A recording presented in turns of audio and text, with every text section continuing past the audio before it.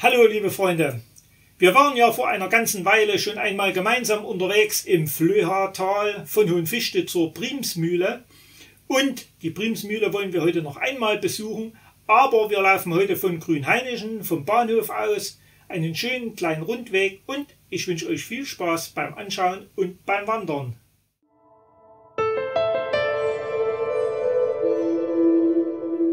Heute soll es weitergehen durchs schöne und doch so unbekannte Flöhatal. Auf unserer letzten Wanderung hier im Tal sind wir von Hohenfichte bis zur Priemsmühle kurz vor Grünhainichen gekommen. Und so wollen wir heute den weiteren Abschnitt unter die Füße nehmen. Als Startpunkt würde ich euch den Bahnhof Grünhainichen-Borstendorf empfehlen. So könnt ihr auch ganz bequem per Bus oder Bahn anreisen. Wer heute nur eine kürzere Version des Weges bevorzugt, kann jetzt bereits über die Brücke die Flussseite wechseln. Wir sehen uns später wieder, denn wir wollen ein Stück weiterlaufen. Deshalb gehen wir über den Bahnübergang. Hier findet ihr auch schon jede Menge Hinweisschilder. Wir benutzen zunächst die gelbe bzw. grüne Markierung und laufen für ein kleines Stück diese schmale Straße entlang.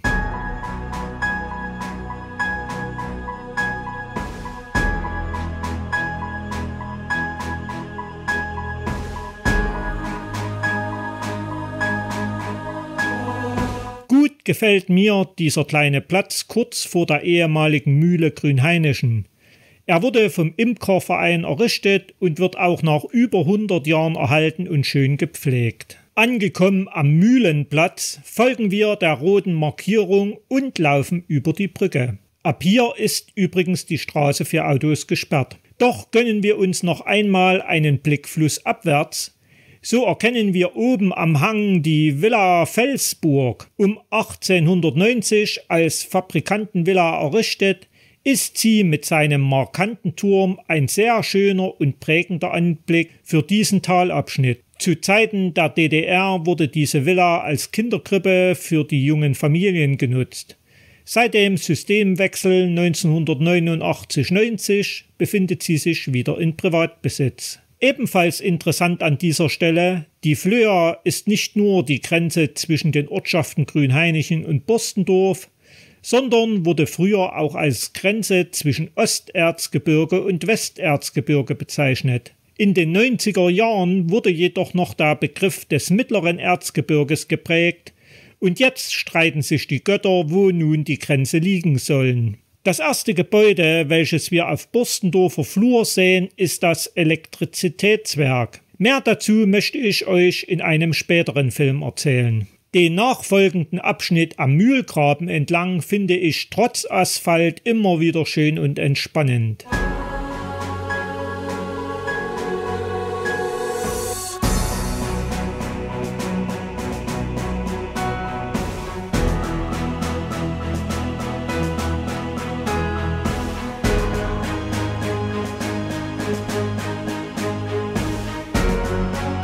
Am Sturzwehr angekommen heißt es kurz aufpassen, denn wir gehen steil den Weg nach links oben und folgen ihm in seinem weiteren Verlauf.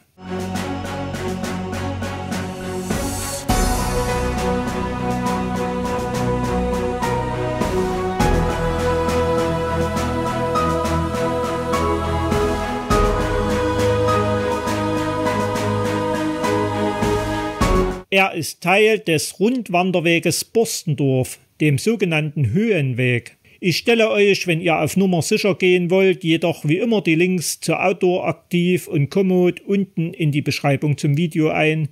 Dort könnt ihr euch die GPS-Daten dieser Wanderung herunterladen.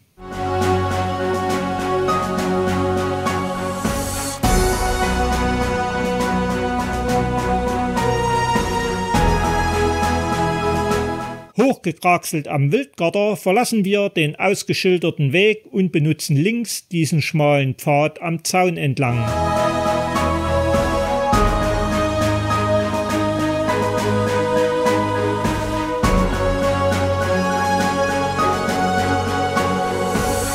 Bei geringer Vegetation haben wir von hier oben einen kurzen, aber schönen Blick auf unser Spielzeugmacherdorf Grünhainichen, welches im Volksmund auch Klein Leipzig genannt wird. Was es damit auf sich hat, das werde ich euch auch in einem der nächsten Filme erzählen.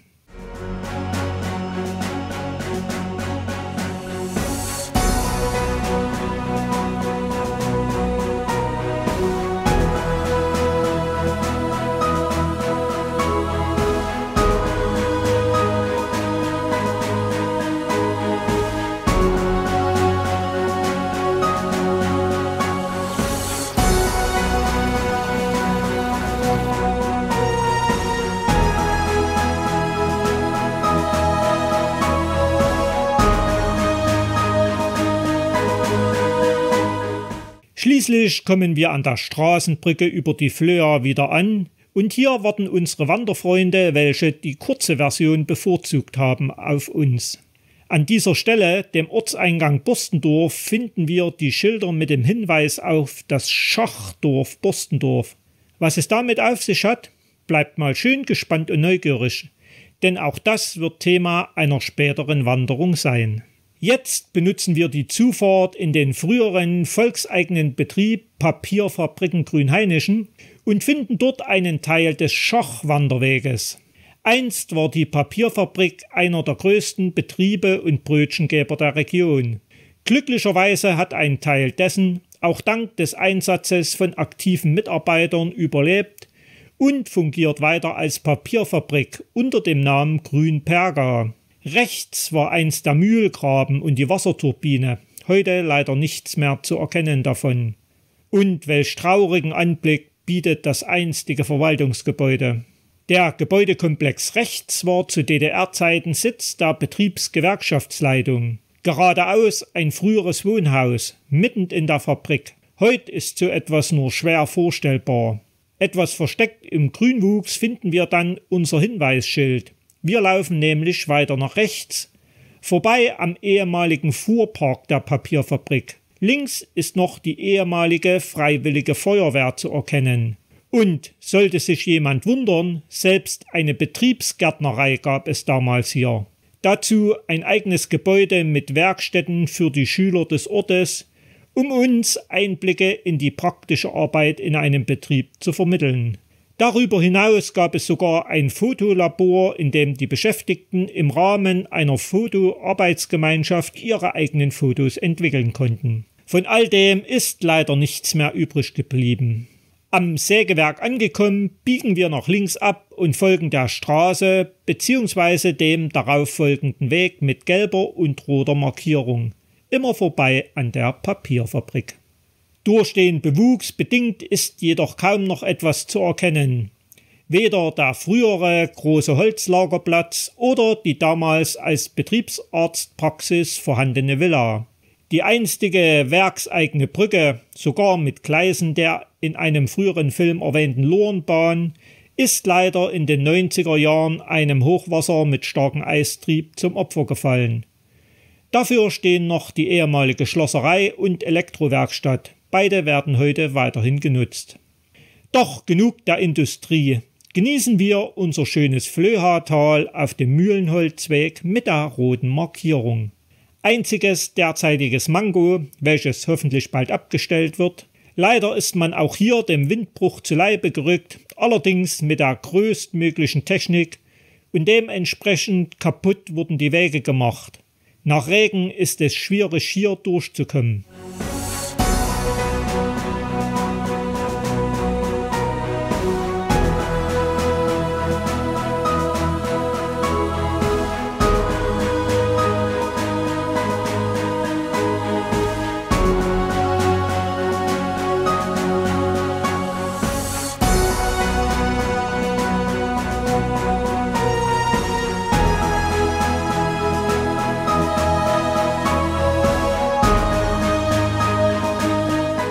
Ihr seht es warten viele weitere Wandermöglichkeiten auf euch, egal ob in Richtung Borstendorf oder Leubsdorf.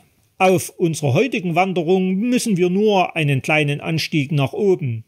Dafür dürfen wir diesen schönen Ausblick mit der Marbacher Mühle im Tal genießen.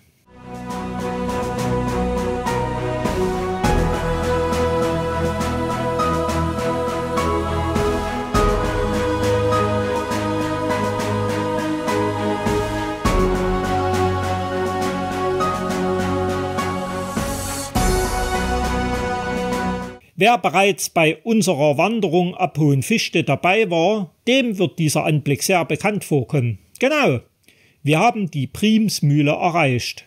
Da unsere Tour heute nicht so weit ist, gönnen wir uns zunächst in Ruhe ein kleines Picknick. Wer die Geschichte vom Arbeitslosendenkmal noch nicht kennt, der hat jetzt die Zeit, um sie sich in diesem erwähnten Film anzuhören. Sind wir fertig mit dem gemütlichen Picknick, wechseln wir wieder die Flussseite und begeben uns auf dem breiteren Flöhatal-Radweg auf den Rückweg. Auf diesem Weg waren früher die Gleise der Lorenbahn der Papierfabrik, von der ich im letzten Film schon einiges erzählt habe. Herr Frank Drechsel hat für euch erneut in seiner sprichwörtlichen Schatzkiste gesucht und noch einige wunderschöne historische Aufnahmen für euch herausgesucht. Ein ganz herzliches Dankeschön an dieser Stelle an Herrn Drechsel, dass ich seine einmaligen Aufnahmen hier verwenden darf.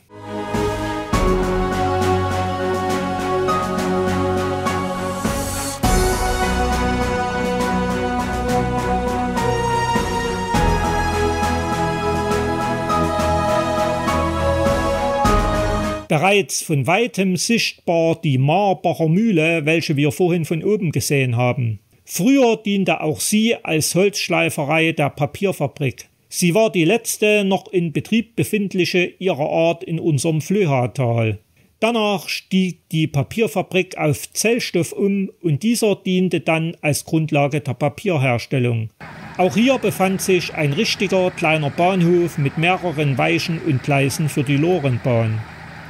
Ich freue mich jedoch immer wieder, dass diese Mühle nicht, wie so viele andere Bauten, der sogenannten Wende zum Opfer gefallen ist, sondern noch heute genutzt wird und sogar schön vorgerichtet wurde und somit als Zeugnis der industriellen Geschichte unseres Tales dient.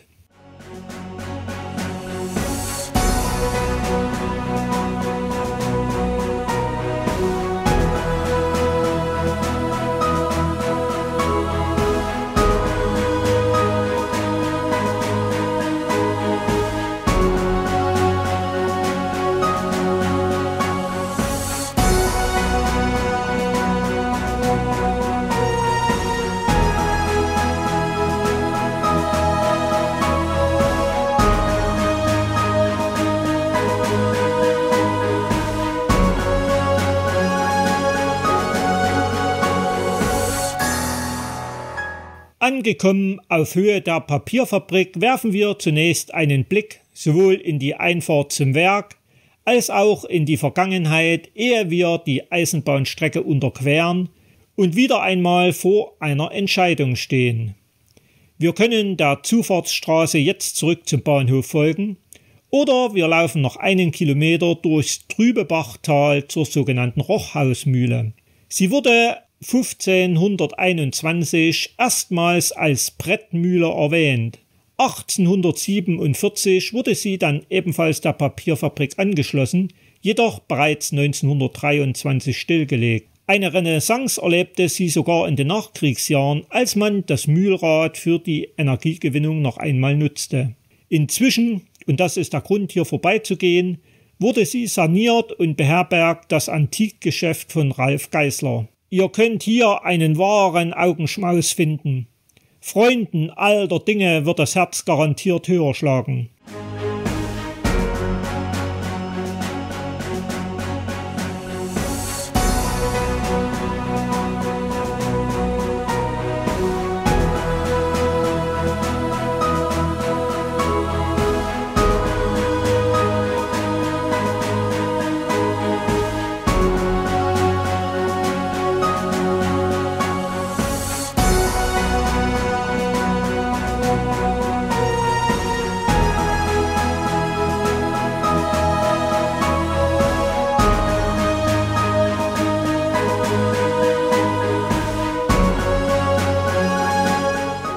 Des Weiteren können wir mit dem Pferdehöfchen auch noch einen heilpädagogischen Reiterhof finden. Für den Rückweg zum Bahnhof findet ihr hier selbstverständlich auch mehrere verschiedene Wege. Wir wählen heute den kürzesten, nämlich zurück durch das liebliche Trübebachtal an die Zufahrtsstraße zur Papierfabrik und dann rechts am Gelände des Bahnhofs entlang bis zum Empfangsgebäude. Ich hoffe, ihr hattet an diesem Abschnitt in unserem Flöhatal erneut eure Freude. Wenn ja, dann würde ich mich über einen Daumen nach oben oder einen positiven Kommentar sehr freuen. Ansonsten bleibt für alle, die es bisher noch nicht getan haben, nur noch eins zu tun: meinen Kanal selbstverständlich kostenlos zu abonnieren. Denn bald geht's hier weiter mit schönen Wanderungen, nicht nur im Flöatal und auf unserer Pilgerreise nach Rom. Ich freue mich auf euch und bis bald. Ciao.